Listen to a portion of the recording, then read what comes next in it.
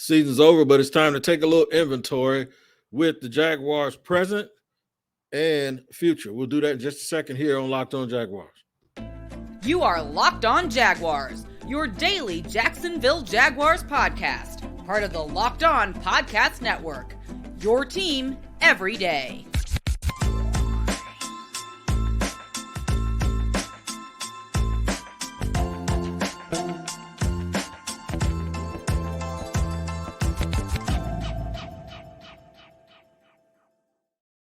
Thank you for joining me, Tony Wiggins, the host of Locked On Jaguars, with today's show. Thank you for joining me, making us your first listen because it's your team every day. We really appreciate it. Also, to let you know that we are free on whatever platform you get your podcast. You don't have to pay for it. Locked On Jaguars is free wherever you get your podcast. Make sure you like and subscribe the YouTube page as well. Today's episode of Locked On Jaguars is presented by PrizePicks. PrizePicks is daily fantasy made easy. Pick 2 to 5 players, and if they score more or less than their PrizePicks projection, you can win up to 10 times your money on your entry. First-time users can receive 100% instant deposit match up to $100 with the promo code Locked On. That's prizepicks.com, promo code Locked On. Man, it's been a good year. It's been a good year for the Jaguars. It's been a good year for the fans. Ended with a 27-20 loss to Kansas City, as you already know, obviously, and you heard us talk about on our postcast the other day after the game. So what do we do now? We're going to talk about what this season showed us. And it's something that we haven't seen a lot around here. And I'm going to get to exactly what it is in just a second in segment 1. But segment 2 and 3, I'm going to let you know that we're going to talk about free agency. We're going to talk about some of the mistakes I'm already hearing people say that this team should make and how we can take the emotion out of it. And in segment 3, actually how we can get better instead of debating what they should and should do specifically. I'll mention some scenarios and some names that will allow you to understand how I think the team can get better without sticking to too much familiarity. And we'll talk about that. But right now, what did this season show us? It showed us the importance of leadership. It showed us the importance of not only having a really, really talented quarterback, but having a quarterback who gets it. And Trevor Lawrence gets it. He has the it factor. He has the humility. He has all of the intangibles that you want to go along with his physical ability. And it's a place where the Jaguars, as an organization, with no disrespect to Mark Brunell, who's in the Ring of Honor, this is different. This is superstar level, born with it, and enhanced it and nourished it through coaching. This is special. And that's what Trevor Lawrence is. We can talk about that some more in a second. The other thing it showed us is no matter how special a player is, you need the right leader to cultivate that into success and winning. And Doug Peterson is that guy.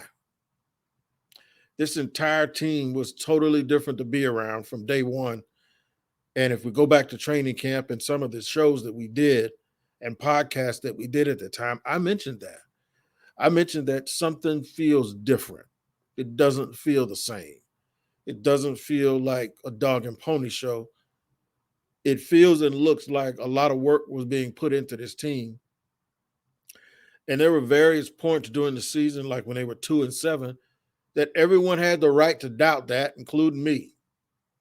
And so I did, a part of it did, and a lot of that angst went towards Trent Baalke. If you give him all of that grief, you got to give him credit for at least having guys on the roster who could respond to Doug Peterson, the situation that was at hand. And that's exactly what the Jaguars did. Now we're in a position where folks want to look forward and look ahead. Keep this in mind, the Jags only lost 1 of their 8 losses outside of the realm of 1 score, and that was the Detroit game. Technically 2, the KC game as well in the regular season. But all of the other games, they were right there knocking on the door. Now, we can talk about we need to change a defensive coordinator and forget that that guy held the Chargers to 3 points in the second half. We need to change the defensive coordinator and forget that on a night where the offense didn't have it in a must-win game to make the playoffs, they did what they had to do against the Titans. We need to fire the defensive coordinator. We forget that against Dallas, if Dallas just scores one more time after being up, if they score another touchdown after being up 27-0, the Jaguars lose. We forget that with all the rallies from behind that this team had, at some point, brakes had to be put on the other team's offense in order for the Jaguars to catch up and eventually pass that team. We also failed to acknowledge that we don't know from a personnel standpoint how happy Doug Peterson is with some of the parts on defense. I cannot watch a game and tell you whether I think it's the fault of the offense or the players or the coaches sometimes. Unless it's something like a guy, dropping a ball that hits him right in his hands or fumbling a ball. You don't know if a team is being out. From the naked eye, you can tell if a team is being out schemed. And I know there's a lot of people that want to say, how do you not stop Travis Kelce? Travis Kelce had 7 yards a catch. Now, he had 14,000 catches. But if you watch the tape, a lot of those catches weren't even on the initial route. They were on a broken route where he peeled off. That's a Hall of Fame tight end from a Hall of Fame quarterback that have known each other for a long time. They're going to have that kind of chemistry. You should only hope that the Jaguars eventually get something close to that. So that'll tie into something later on that we're talking about. How come they didn't blitz more? Well, I'll give you a guess. Maybe the Jaguars came into the game and picked their poison and said, you know what? We're going to make him just throw the ball really, really quick and hope that by the ball being in the air, we'll get a tip pass here or there, or one of our rushers will get there, or it makes them abandon the run, or it gets rid of them waiting to hit deep balls. And maybe what we'll do is make them go down the field slowly but surely. And then when Patrick Mahomes gets hurt, well, now what we really wanted to do was play man-to-man, but the reason why we didn't play man-to-man is because, and this is all hypothetical, the reason why we didn't play man-to-man is because we're worried about him scrambling. Now that we're not worried about him scrambling, we can do what we do best. We can play man-to-man and turn our back to him. But then the Chiefs decided they were going to ground and pound and run the football, and the Jaguars couldn't stop them. I'm of the thinking that your personnel needs to be boosted up. And I'm not saying that Mike Caldwell didn't do anything wrong. I'm just saying until I hear or see it from Doug Peterson, and the only way you'd hear or see it is if they make a move and fire Mike Caldwell, that's what it is. The only people that know the weaknesses, like I've made this analogy before, your kids. You know your kids better than anybody, but you ain't going to go and tell the world what their weaknesses are, right? You're trying to cover up and hide those things. I believe that those coaches and the personnel people in that building know what their weaknesses are. And sometimes when you see them coach a certain way, they're not doing it just because that's their philosophy. It's their job to put their players in the best possible position to win. And it's also their job to not put their players in impossible positions and make them do things they can't do. Maybe some of the things they want to do defensively, they can't do defensively. It's because they know what their limitations are. And you can have pride and go out and try to do it just to prove something to people, and then it doesn't work. So what this season showed us on offense is this. The quarterback is for real. He is good enough to lift up other people. The running back is for real. They still need improvement on the offensive line, and they have some nice players. Christian Kirk's a very nice player. Zay Jones a pretty good player, but they need more. They're going to get Calvin Ridley, even though they hadn't played in a year and a half or somewhere thereabouts, but I anticipate Calvin Ridley is going to be what Calvin Ridley has always been. We're going to talk about what else they need. We're going to discuss what else this team needs. And I'm gonna ask y'all to do something. I'm gonna ask you, just like I said before, when the Jaguars were an obvious bad team. I said you can't worry too much about familiarity because the players hadn't won anything. All the guys you were familiar with them while they were losing, right?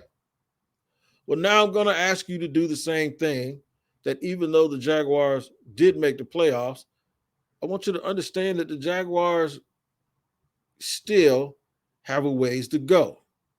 And because they have a ways to go, don't get emotionally attached and tied to people just because they were on the team when you made this magical run. If there's a way to improve, do it. And don't drop the wrong cargo. I'll talk to you about all of that in just a second here on Locked On Jaguars after I let you know that today's show is sponsored by PrizePicks. PrizePicks is a daily fantasy game where they have entries and player projections, and you have to decide if those projections are more or less than what those PrizePick entries are. That's pretty simple. That's the way it is. And if you're smart enough to do it and do it correctly, of course you guys are, because y'all tell me how to do my job all the time. So I know that you can tell the PrizePicks people that they're wrong. All you got to do is pick 2 to 5 players. And if they score more or less than their PrizePick projection, guess what? You can win up to 10 times your money on any entry. No competing against other people. It's just you versus the projections that are available. And it's on any sport that you see flying around right now. PrizePicks has an entry game for you. Entries can be made in 60 seconds or less. It's just that easy. It's safe and fast in terms of withdrawals. Download the PrizePicks app or go to prizepicks.com to sign up and play daily fantasy sports. First-time users can receive a 100% instant deposit match up to $100 with the promo code Locked On. If you deposit 100, PrizePicks will give you 100. If you deposit 50, PrizePicks will give you 50. But just don't forget to use the promo code Locked On when you initially sign up for PrizePicks. Today's show is also brought to you by FanDuel. I am so happy to know that we have partnered with FanDuel. I have been a FanDuel player forever, and we're excited about our new sports betting partner for Locked On because they're number one in sports books in America. And if you're new to FanDuel, that's even better. They have so many great features that make betting on sports fun and easy. I can attest it is an absolute blast to play FanDuel, and I'm so happy about this partnership. New customers join today to get started with $150 in free bets guaranteed when you place your first $5 bet. Just sign up at FanDuel.com/locked on. FanDuel has your favorite bets from the money line to point spreads to player props. Plus, you can even combine your bets for a chance at a bigger payout with same game parlay. Man, this weekend was up and down, and I'm sure anybody that thought Buffalo was going to win is a little bit disappointed right now. There will be no coin flip. That game will be going to KC. So football fans, don't miss out. Place your first $5 bet to get $150 in free bets, win or lose, at FanDuel.com/locked on. That's FanDuel.com/locked on. Make every moment more with FanDuel, official sportsbook partner of the NFL. And we thank you for joining us again here on Locked On Jaguars and making us your first listen.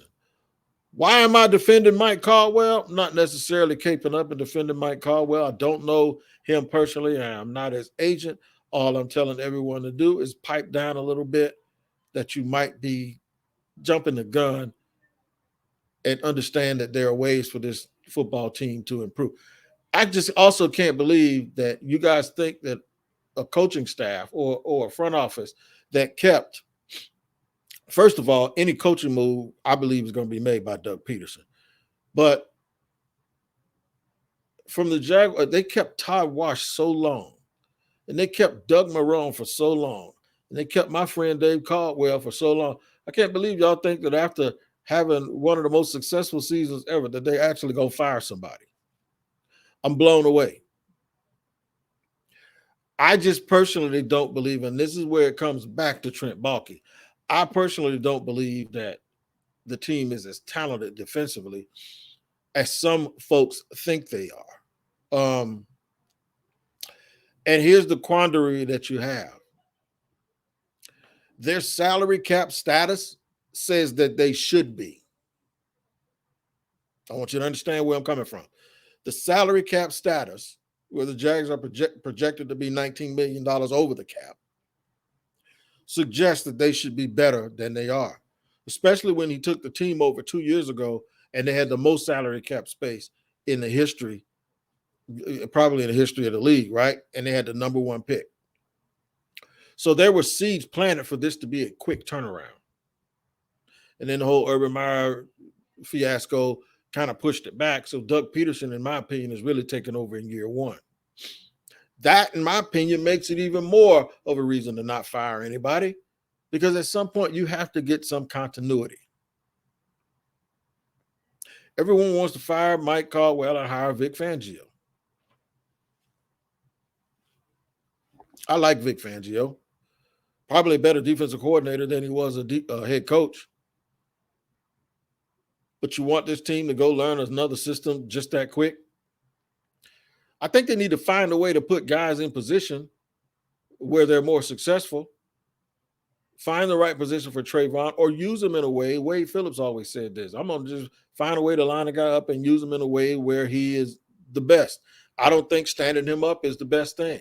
I don't necessarily think moving him inside is the best thing, but I do think him having his hand on the ground and being closer to the person that he has to engage is helpful.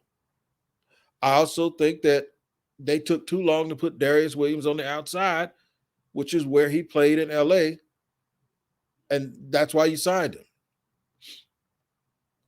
I think those are the things that they have to see before we all see them, right? One thing I'm not in agreement with, and I've gone back and forth with this with people for a minute. If I ask you who your best right tackle is on the team, you better tell me it's Jawan Taylor. You don't know that Walker Little is better at right tackle than Jawan Taylor. In fact, I don't think he is. So why would you let Jawan Taylor go and move Walker Little to right tackle without understanding that your number one priority is to protect your quarterback at all costs? When Walker Little is on a rookie deal, you can still re-sign Jawan Taylor. If you ask 31 other GMs in this league, who would be a priority? Your starting right tackle, your move tight end who had his best season this year, but who still wasn't what that other tight end was yesterday, right? Which is what I'm saying. Until you can get guys like that, you can't beat teams like that. Or your third edge rusher who had pretty much been a journeyman and is really good as your third edge rusher, but he probably isn't really good as a starter. So therefore, your third edge rusher, your guy that has to be on the field in certain situations, your third edge rusher is very, very important around this league, the way the game is played now. But by the same token, you're going to prioritize Arden Key or prioritize Evan Ingram over your starting right tackle when your starting right tackle plays 100% of the snaps and protects your quarterback. Pardon me when I tell you this. It is the dumbest thing I've ever heard. I can't put it any clearer than that. I've been really nice about that this whole time. It is the dumbest thing I've ever heard. When you have Walker Little, who you saw his warts yesterday, got bull rushed by Frank Clark, just got a tripping call at the wrong time. You saw that stuff. Doesn't mean that he's not a good player, but it doesn't mean he ain't Anthony Munoz either. And to assume that he can just go over and play right tackle, well, that's a pretty poor assumption to be making, because it doesn't necessarily mean that it's true. It really doesn't mean that it's true. We'll talk more about this and how we believe the Jaguars can move forward and add some players while being in salary cap hell is what I want to call it, because that's where they are. But I'm also tell you how that could be fixed and illuminated. We'll do it in just a second here on Locked On Jaguars. Got to let you know we're really excited about our new sponsor. That is FanDuel here with the Locked On Podcast Network. Because they're the number one sports book in all of America. It is FanDuel. And if you're new to FanDuel, it's even better because they have more features that make betting on sports fun and easy. All you got to do, man, is just go sign up at fanduel.com/locked on. And FanDuel has all your favorite bets from the money line to point spreads to player props. Plus, you can even combine your bets for a chance at a bigger payout with same game parlay. I have been a FanDuel user for years. Absolutely love it. It's part of what I do. I won me some, and I almost won a whole bunch, but that's what keeps me going. The fact is that it's so fun and it's so easy to play. All on an app that's safe and secure and easy to use. So FanDuel fans, don't miss out. Place your first $5 bet to get $150 in free bets, win or lose, at FanDuel.com/locked on, where you make every moment more with FanDuel, official sports book partner of the NFL. And you're my unofficial partner here on Locked On Jaguars, because it's your team every day, and we thank you for your first listen. So how can they get better? We talked about the salary cap in the past, but usually we talk about it with other teams like Washington, and Lord knows New Orleans they find money everywhere. The Rams have done it, although there might be a little trouble now. But a lot of other teams have found the money to be able to pay whoever they want, right? The Jaguars can be creative and do the same thing. There is this little problem that a lot of guys at the top of the salary structure are guys that are on shorter deals. Like, for instance, if you ask Christian Kirk to restructure, well, there's less room to really maximize your savings because Christian Kirk has a 3-year deal. I believe Brandon Sheriff and Cam Robinson also, nobody has a 5-year deal where you're going to be able to stretch this thing out and really maximize pushing money back towards the end or giving them a bonus and prorating that over the life of the contract if the life of the contract is very short or not as long as some have been in the past, unless you, of course, extend the years. And if you do that, that creates another little bit of a problem, even though it alleviates the one that I'm talking about. So it seems like all the guys making the huge money are people that have deals that sign. Now they can. I think by letting go of Shaquille Griffin, they can save about $14 million, and they're $19 million over now. There may be some other guys who are casualties, some not making a lot of money, and some who do make some good cash. I know Marvin Jones will probably be coming off if they don't resign him, which I don't anticipate. A lot of the smaller deals, but it's not just to get you back to ground zero in terms of the cap. You have to have money to sign players. You have to have money to draft players, and then you have to have money for additional free agents in the second phase of free agency, as well as IR guys. Like during the year when you sign guys to replace people who got hurt, you have to have money for them. That's usually a $6, $7, $8 million surplus that you have to save for stuff that happens in season. You need about the same amount of money to sign your draft class. And then if you're going to go out and get one or two free agents or find some good vets on the nice market, you probably want another $15 to $20 million in space. So when you consider coming out of the whole $19 million, which a lot of that, that's even not including Shaq Griffin next year. Oh no, that's not including Shaq Griffin. You still $5 million. So you have to find a way to come up with, I think, about $35, $40 million in savings just to put yourself in position to go out and add anybody. Folks are sitting there saying that you can't paid Juwan Taylor, so you got to let Juwan Taylor go because you paid Cam Robinson. When both Walker Little and Luke Fortner are on rookie deals. Doesn't make any sense. Your quarterback is on a rookie deal. Your star running back is on a rookie deal. There's no way you can tell me that this team can't figure out a way. And even if they could figure out a way, some people are saying you just can't do it. Yes, you can. When you look around at the teams that are left, look at Philly, look at the 49ers, look at the investment that they made into their line of scrimmage on the offensive side of the ball. When you have Trevor Lawrence, you need to protect him. So not only would I re-sign Juwan Taylor, my first free agent signing will be Elton Jenkins, the left guard who can swing the right tackle from Green Bay. I would spare no expense making sure that Trevor Lawrence is upright, especially after him running for his life in Kansas City yesterday. You have to match that. You have to match what you see with the 49ers. The 49ers in that pass rush. I want you to think about the pass rush for the Bengals.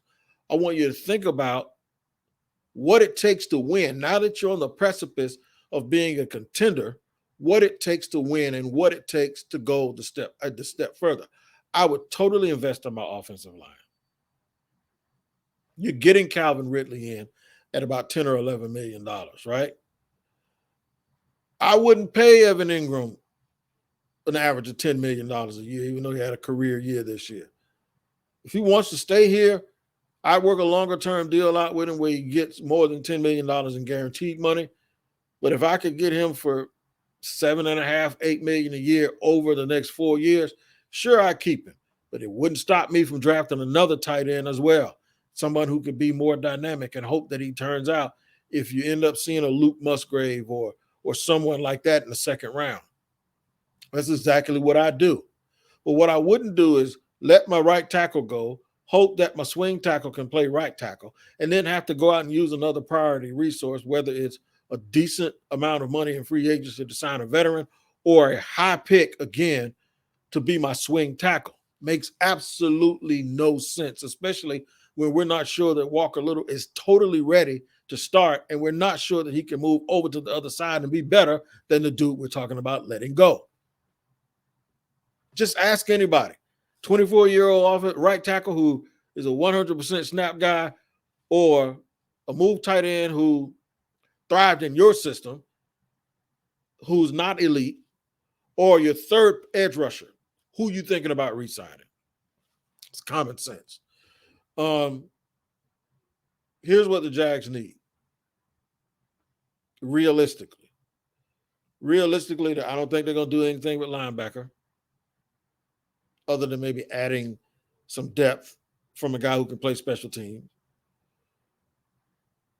They need a slot corner.